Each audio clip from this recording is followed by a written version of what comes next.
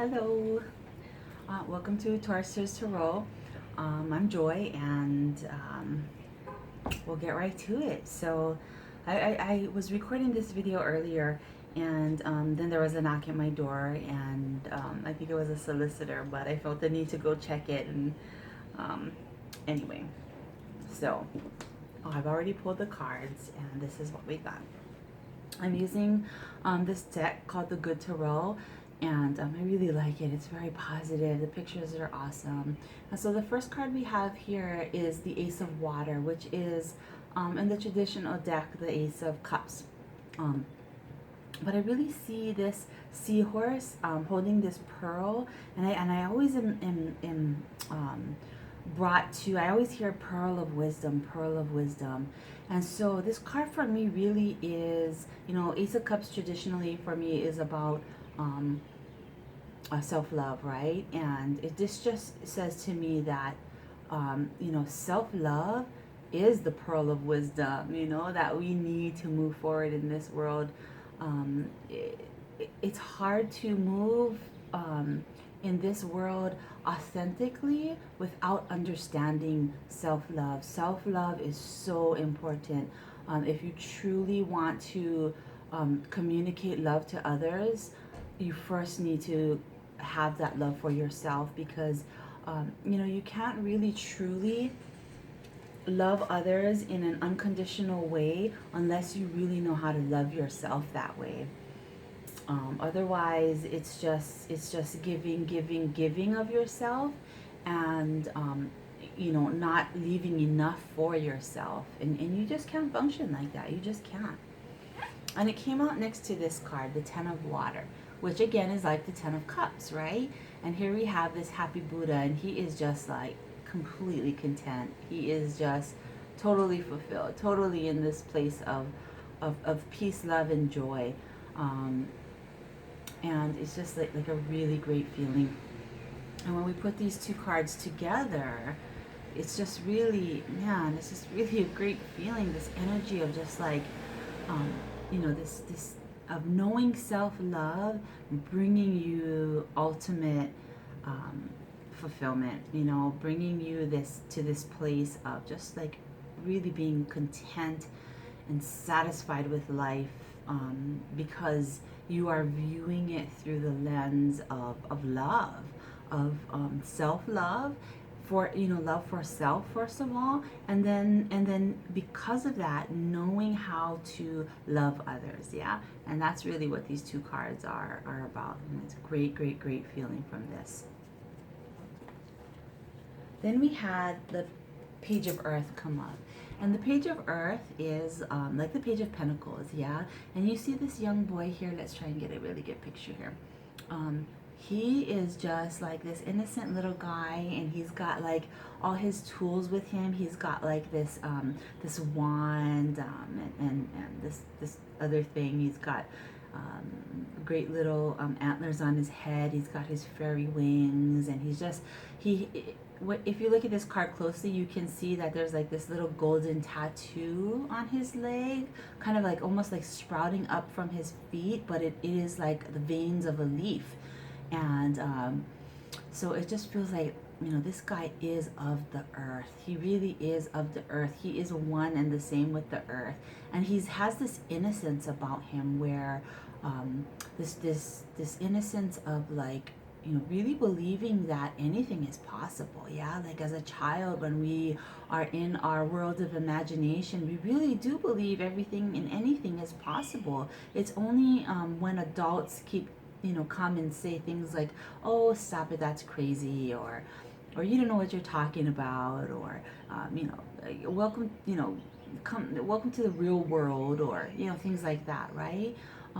But really, it's come to my understanding that children, they are in the real world. We're the ones that are in the illusion. Children, they have it. They got the understanding of it. They they're pure and innocent. They, before all of this conditioning of you're supposed to do that, or you're supposed to do this, or you're supposed to feel this or act in this way, and all these things that other people kind of tell you how life is about, rather than what you believe it to be. Yeah. So this guy, he's starting off. He's like putting it out there. He's like at the very beginning stages of. I just heard building a fort, right? So when my brothers and I were younger, we used to love to build these forts. And we used to build them under the stairs, out in the yard, and we would grab anything we could find and just kind of build like these little forts where we could hide away in, and just live in this, total imagination world. And so he's about to start that. He's about to build his fort. And next to the Page of Earth is the Empress. And I really love this card too. Beautiful, beautiful, beautiful card. Sorry about the glare. But, the Empress here, she's just like, it feels whole. She's whole. She's come to this place of wholeness and completeness. She's holding wheat there in her hands.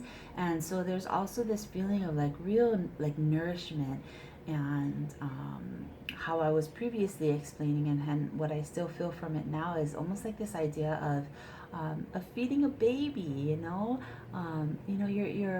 There's just this incredible experience when you're feeding a little baby for the first time. Feeding them solid food for the first time, and there's this new flavor in his mouth that is just like nothing he's ever experienced before, and then there's this exchange of energy between mother and child, or father and child, or whatever it is, of one giving to the other to nourish the other, and in this completely new experience, and and it's like giving life. And so it's just this really great feeling coming in with this card too. And then finally we have the Nine of Fire, which is traditionally like the Nine of Wands. It's the Nine of Wands in the traditional tarot decks are like of this energy of like the wounded warrior, people like to say. And for me, it's kind of in the traditional tarot, the Nine of Wands has kind of been like communicating this pain, this battle that we've gone through, and now we're in the healing stages. This card here, this Nine of Fire here, is really communicating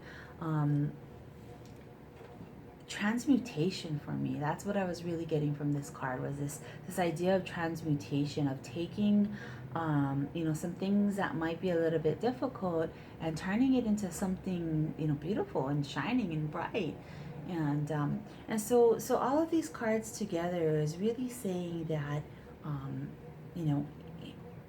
when you understand love, both self-love, love for others, it brings you a lot of peace and happiness, and gratitude, of course, right? I always feel like being in a state of love is being in a state of gratitude, and that's really these two energies right here. And just like yesterday's message, it's really about when you're in that state, you can bring manifestation into your reality. You can manifest things into your reality that are of the same vibration of love, but then at the same time, there is also this energy of being able to take a step back, right? Being able to take a step back and kind of look at things from a perspective of what's really working, what's maybe not working so well, and how can we change it? That's kind of the feeling that I'm getting from this. And so before you really start to build and create and bring in this abundance,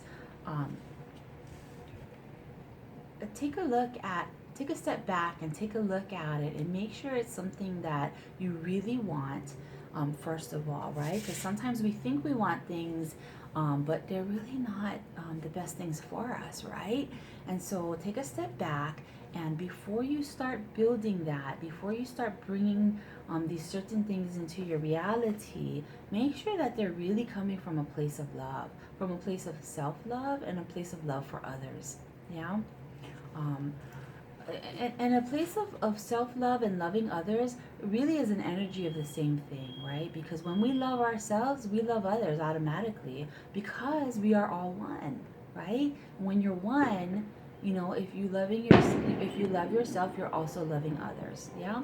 So um, but this is a message really of saying that, you know, before you begin to create, before you begin to bring these things into your reality, make sure that they are things that are coming from a place of your love, of love, because oftentimes, you know, manifestation, it is a powerful thing, and the universe really doesn't know the difference between good or bad or anything like that when it comes to manifestation. You can very just as easily manifest something negative into your life as you can manifest something positive into your life, right? It's about the vibration that you're in, yeah, because the vibration that you're in brings in things of the similar vibrations. So this is a message about making sure you're in that vibration of love, right? Because you can't go wrong with love, you really can't. um, and make sure you're bringing in you know, something that is really in the best interest of yourself and thus the best interest of others, um, and something that um, you know, that you can, you know, uh, transform, yeah, something that you can transform into something great and beautiful. So that is the message, and you know, I hope it resonates. It almost feels like a continuation of yesterday's message, which really was about you know, being in a vibration of love, and when you are in a vibration of love, that is what your reality becomes too, right? It becomes a reflection of your vibration, yeah. And so this card is almost, it's almost like the same message, really. It's like the water and then the pentacles, yeah, or the earth energy. But then additionally, we have this card here, and this card is really, really serving. I keep hearing warning, but I don't want to say warning, because warning kind of feels like this negative connotation, but a reminder that, um, you know, when you do manifest, when you do bring things into your reality, make sure that they're the things that are really, you know, serving your best interest, yeah. Um, and because in that, it is going to be serving others as well, yeah. All right. I'm gonna stop there. So, you know, I hope you enjoyed this video. If you did, give it a like and thumbs up, I guess, and subscribe if you want to continue to see my videos. I'm gonna try and be more consistent about putting videos out there. So, all right. Much love to you. Aloha and namaste.